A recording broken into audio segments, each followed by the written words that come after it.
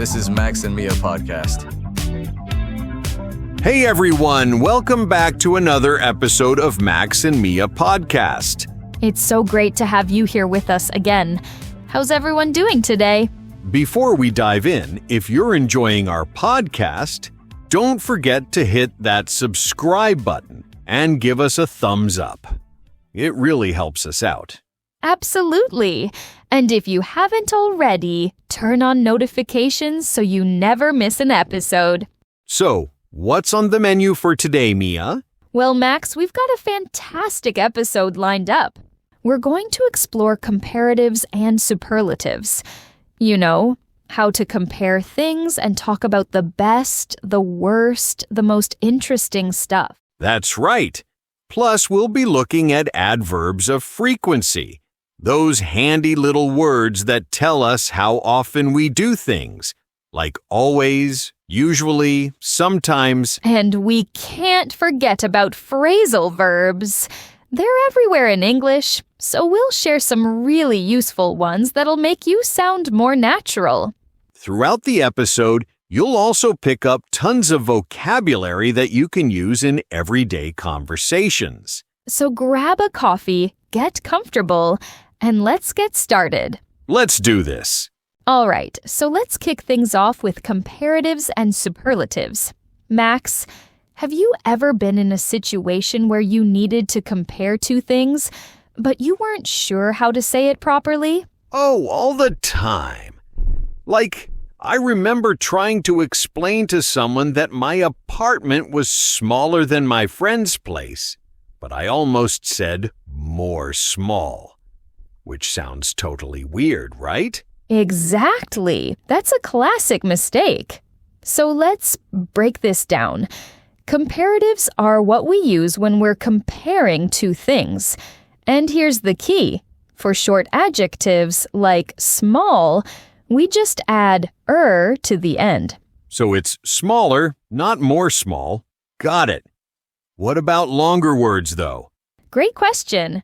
For longer adjectives, usually words with two or more syllables, we use more before the adjective. For example, more interesting, more expensive, more comfortable. Okay, so I could say, this podcast is more entertaining than watching paint dry? Well, I hope so. But yes, that's perfect. Now, here's a quick question for you guys listening. Can you think of a comparative sentence right now? Maybe compare two cities you've visited or two foods you like. That would be great. Drop your examples in the comments. We'd love to see what you come up with. Now, superlatives are slightly different. We use them when we're talking about the extreme, the best, the worst, the biggest, you know? So, we use them to compare one thing against all the others? Exactly. With superlatives, we use the plus est for short adjectives, like the smallest, the fastest, the cheapest. And for longer adjectives? We use the most or the least. So, the most beautiful, the most difficult, the least expensive. Here's a real example. Last month, I went to 3 different coffee shops, and I can honestly say that the cafe on Main Street has the strongest coffee I've ever tasted. My hands were shaking for hours. See, that's a great superlative right there. The strongest coffee. You're comparing it to all the other coffees you've had. Exactly. And listeners, think about this. What's the best meal you've ever had? Or the worst movie you've seen recently? Those are superlatives in action. Drop those in the comments too. We want to hear your stories.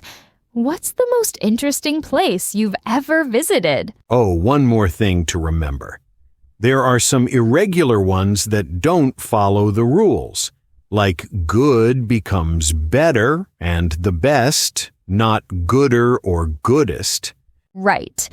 And bad becomes worse and the worst. These are super common, so they're definitely worth memorizing. So, to sum it up, Comparatives are for comparing two things. Superlatives are for the extreme of a group. Easy, right?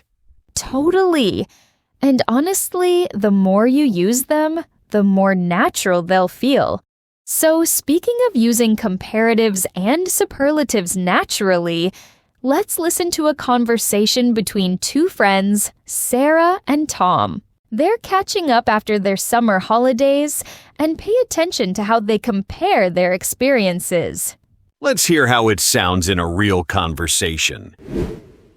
Hey, Tom. How was your trip to Portugal? I've been dying to hear about it. Oh man, it was incredible. Honestly, it was way better than I expected.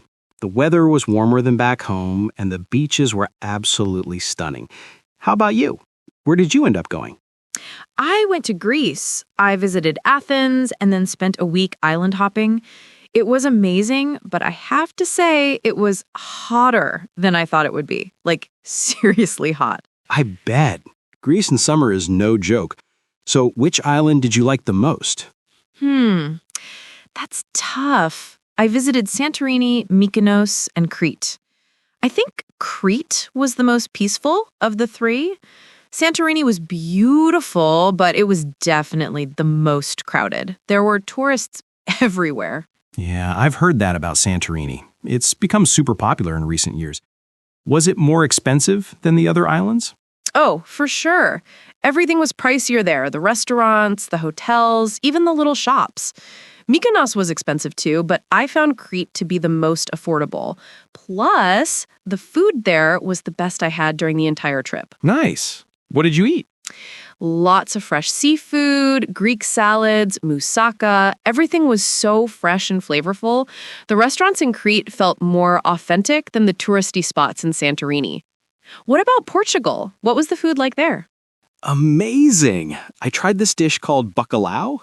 It's salted cod, and it's like the most traditional Portuguese food you can get. At first, I thought it sounded a bit strange, but it turned out to be way more delicious than I imagined. And the pastéis de nata, those custard tarts, were the sweetest, most addictive things ever. Oh, I love those. So which city did you enjoy more, Lisbon or Porto? That's a hard one. They're both great, but in different ways. Lisbon is bigger and more cosmopolitan. There's so much to see and do there. The museums, the nightlife, the neighborhoods. Porto felt more small and relaxed. I think Porto was the most charming of the two, though. The old town by the river is just gorgeous. I've always wanted to go to Porto. Did you try port wine while you were there? Of course. We did a wine tour, and it was one of the highlights of the trip. We visited 3 different cellars, and honestly, each one was better than the last. The final one we visited had the oldest wines. Some bottles were over 100 years old. Wow, that sounds like the most interesting tour ever. So, overall, would you say Portugal was more fun than your trip to Spain last year? They're both fantastic, but I'd say Portugal was more laid back. Spain was busier and more energetic, especially Barcelona. Portugal felt more authentic somehow, like less touristy in a way. Though I have to admit, the nightlife in Barcelona was the wildest I've ever experienced. I remember you telling me about that. So, are you planning to go back to Portugal? Definitely. I didn't get to visit the Algarve region in the south, and everyone says it has the most beautiful beaches in the country. What about you? Would you go back to Greece? Absolutely. I want to explore more of the mainland next time. I heard the mountains in the north are stunning. Plus, I think traveling in the spring would be better than summer. It wouldn't be as hot and probably less crowded, too. That's smart. I think we both learned that summer isn't always the best time to visit popular destinations. It's usually the most expensive season and definitely the busiest. True. Although the beaches are nicer in summer. The water is warmer and clearer. It's always a trade-off, isn't it? Yeah, exactly. Hey, have you thought about where you want to go next year? I'm thinking about Croatia or maybe Iceland. I've heard Croatia has some of the most crystal clear water in Europe, and the coast is supposed to be gorgeous. But Iceland seems like it would be the most unique experience, with the northern lights and the hot springs. Both sound amazing. I'd say Iceland would be more adventurous, but Croatia would probably be cheaper and sunnier. Maybe you should flip a coin. Or maybe I'll just have to do both. Life's too short to choose, right? That's the spirit. Although I think our bank accounts might disagree with that philosophy. Fair point. But seriously, these trips are the best memories. I'd rather spend my money on experiences than things. I couldn't agree more. That's the wisest thing you've said all day. Okay, we're back. See how natural that sounded? They used comparatives and superlatives throughout the conversation without even thinking about it. Right. Better than I expected. The most peaceful, more expensive than... It just flowed naturally. That's how you should aim to use them in your own conversations.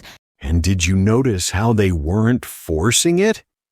They were just talking about their experiences, sharing stories, and the comparatives came up organically. Exactly. That's the key. Don't overthink it. When you're describing your experiences or giving your opinion, these structures will naturally show up in your speech. All right, so let's move on to our next topic. Now, let's talk about adverbs of frequency. These are super useful words that tell us how often something happens. Right. We use them all the time in everyday conversation. Words like always, usually, often, sometimes, rarely, and never. Think about it.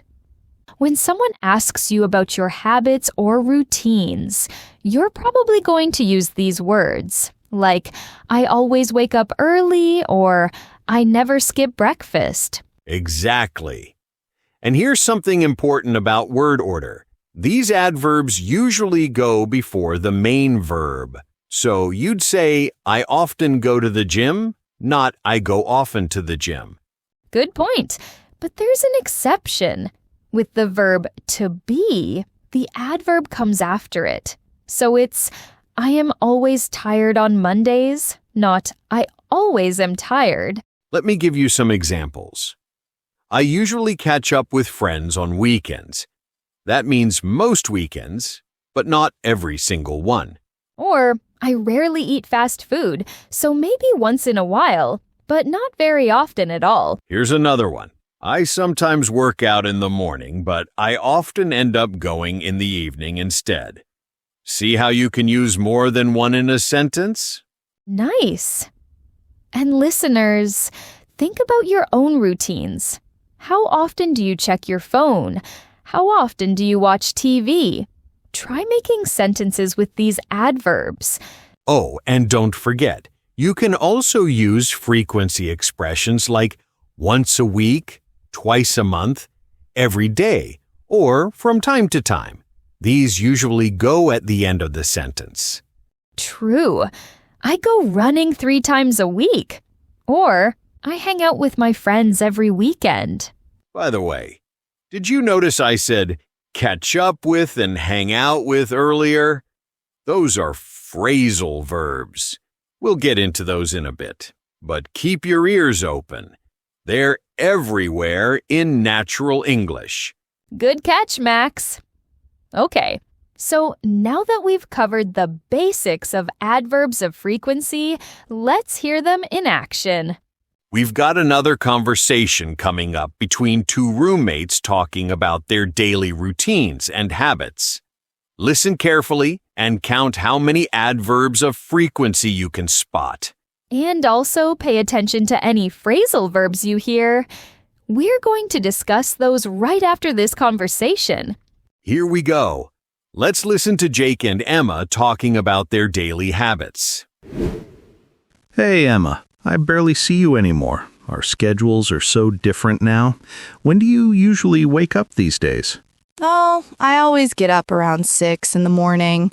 I know it sounds crazy, but I've gotten used to it. I like to work out before heading to the office. What about you? 6. That's early. I rarely wake up before 8. I'm definitely not a morning person. I usually hit the snooze button at least 3 times before I finally drag myself out of bed. Classic Jake. So, what time do you normally get to work then? I usually show up around 9:30. My boss doesn't really mind as long as I stay late to catch up on everything. I often end up working until 7 or 8 in the evening. Wow, that's a long day. Do you ever feel burnt out? Sometimes, yeah. That's why I try to take breaks throughout the day.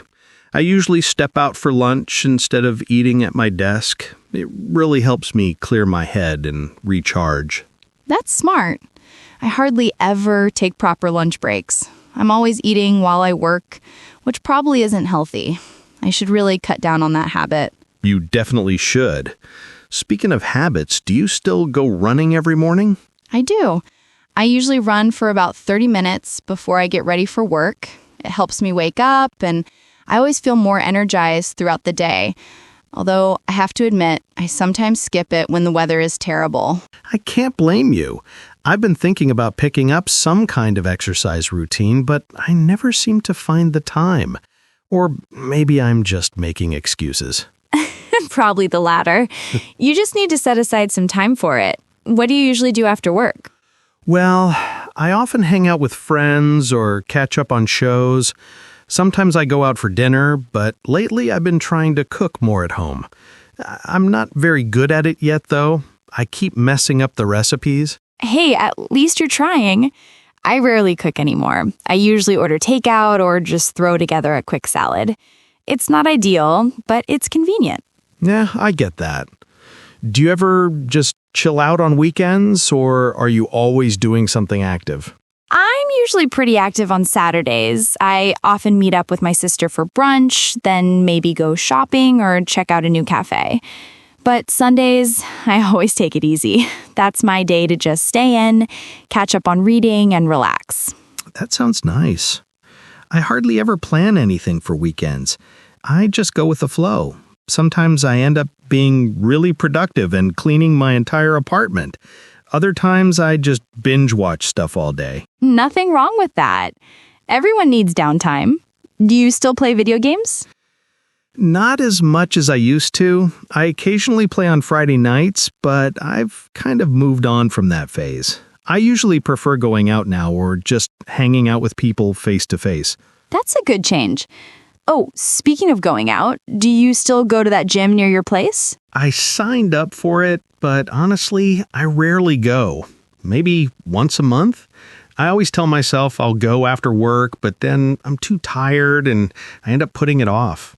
You should try going in the morning. It's tough at first, but once you get into the routine, it becomes easier. I never thought I'd be able to wake up that early, but now it feels natural. Maybe you're right. I really need to figure out a better routine. I feel like I'm constantly running behind and trying to catch up with everything. Well, start small. Don't try to change everything at once. Just pick one thing, like going to bed earlier or working out twice a week, and build from there. That's good advice. I think I'll give it a shot. Hey, do you usually have time for coffee before work? Sometimes. If I finish my run early, I'll stop by that cafe on the corner. Their coffee is amazing. Do you want to meet up there sometime this week? Yeah, that'd be great. I'll set my alarm earlier and actually get up when it goes off this time. I'll believe it when I see it. But seriously, it'd be nice to catch up more often. We should make it a regular thing. Definitely. Maybe every Tuesday. That way we're not always trying to fit it in randomly. Perfect. I'm always free on Tuesday mornings. Okay, that was a great conversation. Did you catch all those adverbs of frequency? Always, usually, rarely, sometimes, hardly ever. They were everywhere. And the phrasal verbs, too. Get up, catch up, show up, cut down on, pick up, hang out, throw together, go with the flow. All supernatural and useful. Okay, so let's break down what we just heard. Did you notice how Emma and Jake were constantly using adverbs of frequency to describe their habits? Exactly. Emma said, I always get up around 6. That's 100% of the time. Then Jake said, I rarely wake up before 8, meaning almost never, maybe only 10 to 20% of the time. These words give us such clear pictures of their routines. And what's really cool is how they mixed different frequencies in the same conversation. Jake mentioned, I usually hit the snooze button, and I often end up working until 7 or 8.